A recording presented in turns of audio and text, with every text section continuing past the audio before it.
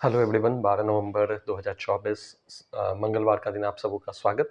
Equity update के इस video में हम लोग आज एक आईपीओ के बारे में बात करेंगे जो कल से लाइव हो रहा है। वो है आपका जिंका लॉजिस्टिक सॉल्यूशन लिमिटेड का आईपीओ, जो ब्लैक बक के नाम से जो है वो बेसिकली लिस्ट होगा। इस कंपनी के बारे में हम लोग देखते हैं और उसके बेसिस पे आप अपना डिसीजन बना सकते हैं कि आपको इस आईपीओ में अप्लाई करना चाहिए या नहीं। जिंका लॉजिस्टिक सॉल्यूशन प्राइवेट लिमिटेड अगर आप देखें तो ये 5,000 करोड़ के लगभग की कंपनी है। मार्केट कैप बहुत ज़्यादा नहीं है।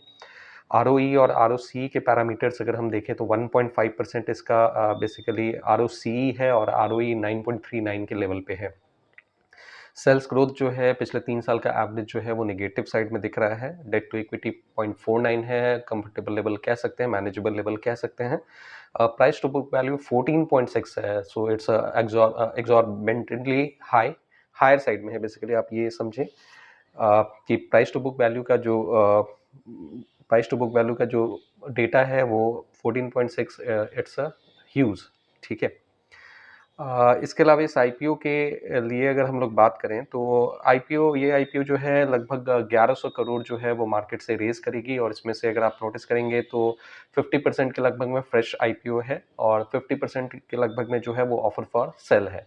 1100 करोड़ में 50% फ्रेश आईपीओ का मतलब ये हो गया कि वहाँ से जो भी पैसे रेज किए जाएंगे वो आपका जाएगा कंपनी के ग्रोथ में, कंपनी से रिलेटेड एक्सपेंडिचर में, जबकि ऑफर फॉर सेल जो 50% रिमेनिंग 50% है वो आपका जाएगा इंडिविजुअल अकाउंट्स में। जो भी यहाँ पे एग्जिस्टिंग इन्वेस्टर्स हैं वो अपने स्टेक जो है वो सेल कर रहे हैं, पार्ट या फुल जो भी है वो उस हिसाब से अपना जो है स्टेक सेल कर रहे हैं और वहाँ से जो पैसे रेज किए जाएंगे वो उनके इंडिविजुअल अकाउंट्स में जाएंगे। ये कंपनी की ग्रोथ पे खर्च नहीं होगा। इसका डेट जो है ये कल से ओपन हो रहा है, यानी 13 तारीख को ओपन होगा। इसका क्लोजिंग डेट जो है वो 18 नवंबर को है। प्राइस बैंड अगर आप देखें तो 259 से 273 का इसका प्राइस रेंज है। अगर आप क्लोजिंग प्राइस की बात करेंगे या कट ऑफ प्राइस की बात करेंगे तो 273 जो होगा इसका कट ऑफ प्राइस होगा। लॉट जो है 54 शेयर्स का एक लॉट होगा और वैसे भी ये एक मेन बोर्ड आईपीओ है। हम लोग जो नॉर्मली डिस्कशन करते हैं वो मेन बोर्ड आईपीओ का ही डिस्कशन करते हैं। मेन बोर्ड आईपीओ में बेसिकली वैसे कंपनीज के आईपीओज आते हैं जहां जिनके आप ये समझें कि जो भी प्लेटफॉर्म्स पे जो आईपीओज लिस्ट होते हैं दो तरीके से होते हैं, या तो वो एसएमई आईपीओ होंगे या वो मेन बोर्ड आईपीओ होंगे। एसएमई आईपीओ के लिए लिस्टिंग के लिए बेसिकली जो क्राइटेरियाज होते हैं वो थोड़े हम्बल होते हैं या फिर थोड़े कम स्ट्रिक्ट होते हैं, कम उनको डिस्क्लोजर देने पड़ते हैं। इस हिसाब से एसएमईज आईपीओज को ट्रैक करना, या फिर आप समझें कि वो छोटी कंपनीज होते हैं उनका ट्रैक रिकॉर्ड या डेटा हिस्ट्री बहुत ज़्यादा अवेलेबल नहीं होता है। ऐसे कंपनीज पे बेट करना नॉर्मली रिस्की होता है। अगर आप बहुत ज़्यादा प्रो लेवल पे वर्क करते हैं तो आप ज़रूर उसको देख सकते हैं, और बहुत सारे लोग उसमें पार्टिसिपेट करते हैं। दूसरा, वहाँ पे रिटेल पार्टिसिपेशन थोड़ा मिनिमल इस हिसाब से हो जाता है क्योंकि एक लॉट में बेसिकली वो लॉट में ट्रेड होते हैं और एक लॉट में अगर आप देखेंगे तो उसकी कीमत 1 से 1.25 लाख रुपए तक होती है। एक लॉट में अप्लाई करने के लिए जो पैसे का रिक्वायरमेंट होता है वो 1 से 1.25 लाख के आसपास में होता है। तो वहाँ पे भी रिटेल पार्टिसिपेशन इस कारण से बहुत हद तक रिस्ट्रिक्ट हो जाता है। तो दो इसमें आईपीओ में दो सिचुएशन होता है। एक तो वो बेसिकली थोड़े रिस्कियर बेट होते हैं और दूसरा उसमें जो पार्टिसिपेशन के लिए जो पैसे लगते हैं, कैपिटल लगता है, वो हायर साइड में होता है। 1 से 1.25 लाख के आसपास में एक लॉट के लिए आपको लगाना पड़ता है। उसके विपरीत अगर आप मेन बोर्ड आईपीओज की बात करें तो नॉर्मली यहाँ पे बिगर कंपनीज होते हैं। उनके लिए डिस्क्लोजर नॉर्म्स थोड़े ज़्यादा होते हैं, डेटा ट्रैक रिकॉर्ड आप ज़्यादा वहाँ पे देख सकते हैं।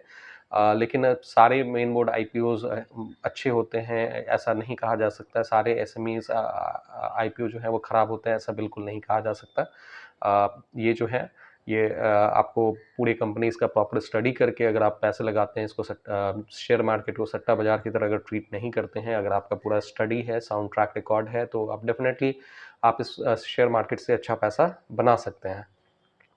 एनीवेज, अगर हम लोग देखें तो ये जो है एक लॉट का यहाँ पे जो एक लॉट में 54 शेयर होंगे, 54 शेयर्स होंगे और एक लॉट की जो कीमत होगी ये जिंका लॉजिस्टिक सॉल्यूशन लिमिटेड में के आईपीओ में पैसे लगाने के लिए वो होगा 14,772 रुपये के आसपास में। तो 15,000 के आसपास में नॉर्मली मेन बोर्ड आईपीओ के एक लॉट की कीमत होती है, तो वही 15,000 के लगभग में इसका एक लॉट का कीमत है।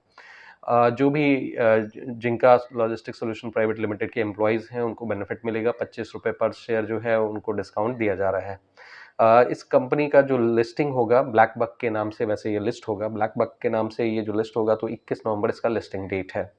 प्रोमोटर होल्डिंग की अगर हम बात करें तो अभी इशू के पहले प्री इशू इसका जो प्रोमोटर होल्डिंग था लगभग 33% के आसपास में था, जो कि घट के आईपीओ के बाद में जो प्रोमोटर है अपना इक्विटी कुछ डाइल्यूट कर रहे हैं, उसके बाद में जो प्रोमोटर की होल्डिंग हो जाएगी लगभग 28% के आसपास में हो जाएगी। तो आप समझें कि लगभग 5% के आसपास में ये अपना इक्विटी जो है प्रोमोटर वो डाइल्यूट कर रहे हैं। आज जो है वैसे सेजिलिटी इंडिया का जो आईपीओ है वो भी लिस्ट होने जा रहा है। इसका कट ऑफ प्राइस 30 रुपये के आसपास में है। वैसे जीएमपी के हिसाब से देखिए तो बहुत ज़्यादा इसमें तोड़-फोड़ नहीं नज़र आया था, इसका डिस्कशन हमने पहले भी किया था। सो आज की लिस्टिंग के हिसाब से भी अगर आप देखेंगे तो लिस्टिंग के हिसाब से जो यहाँ पे मेंशन किया जा रहा है वो यही मेंशन किया जा रहा है कि ऑलमोस्ट फ्लैट ओपनिंग होनी चाहिए। जीएमपी के हिसाब से लगभग ना के बराबर गेन यहाँ पे देखने को मिल रहा है। सो वैसे लोग जो गेन के लिए पार्टिसिपेट करते हैं, लिस्टिंग गेन के लिए पार्टिसिपेट करते हैं, वो अपना डिसीजन जो है बना सकते हैं, ठीक है। लिस्टिंग गेन के हिसाब से तो जो लोग आए होंगे उनको बहुत ज़्यादा मतलब बेनिफिट मिलेगा ये ऐसा नहीं है। उनको शायद निराशा हाथ लगे क्योंकि आज इसकी फ्लैट ओपनिंग जो है अभी तक की इंडिकेशंस तो यही है ग्रे मार्केट प्रीमियम के बेसिस पे। हालांकि ग्रे मार्केट प्रीमियम जो है वो मैनिपुलेटिव हो सकता है, लेकिन अभी के हिसाब से यही इंडिकेशन है कि सेजिलिटी इंडिया का आईपीओ जो आज लिस्ट होगा वो बेसिकली फ्लैट इसकी लिस्टिंग हो। इसके अलावा अभी अब जो हमने ब्लैक बक आईपीओ का जो डिस्कशन किया है उसमें डेटा पॉइंट जो है वो बहुत अट्रैक्टिव नहीं दिख रहे हैं। आरओसी आरओई का लेवल बहुत अट्रैक्टिव नहीं है। सेल्स ग्रोथ डिक्लाइन हुआ है। एवरेज सेल्स ग्रोथ अगर आप देखें तो नेगेटिव टेरिटरी में चला गया है, और प्राइस टू बुक वैल्यू भी जो अगर आप देखेंगे तो वो अभी हायर साइड में है। सो आईपीओ के गेन लिस्टिंग के गेन के लिए अगर आप देखें कि लिस्टिंग के साथ में आपको गेन मिल जाए तो शायद इसमें भी बहुत ज़्यादा डिमांड आपको देखने को नहीं मिले। वैसे कल से ये इशू ओपन हो रहा है, 18 तारीख को क्लोज हो रहा है, तो 13 से 18 इसका डेट है। 13 तारीख को ओपनिंग है, 18 तारीख को क्लोजिंग है। तो इस बीच में भी इसके ग्रे मार्केट प्रीमियम और बाकी चीज़ों का डेवलपमेंट हमें देखने को मिल जाएगा। तो इसका डिस्कशन हम लोग आगे के सेशंस में भी करेंगे। अभी के लिए तो यही दिख रहा है कि इसमें पार्टिसिपेशन शायद बहुत अच्छा हमें देखने को ना मिले रिटेल का, और बाकी जो है आने के साथ ही हमें देखने को मिल जाएगा। वैसे ये जो भी व्यूज़ है ये मेरे पर्सनल ओपिनियन है। जो भी डेटा मैं देख रहा हूँ वो ये मैं जस्ट अपने पर्सनल ओपिनियन दे रहा हूँ। यहाँ जस्ट अपना कोई भी फाइनल डिसीजन बनाने से पहले आप अपने पर्सनल फाइनेंशियल एडवाइज़र से ज़रूर सलाह ले लेंगे।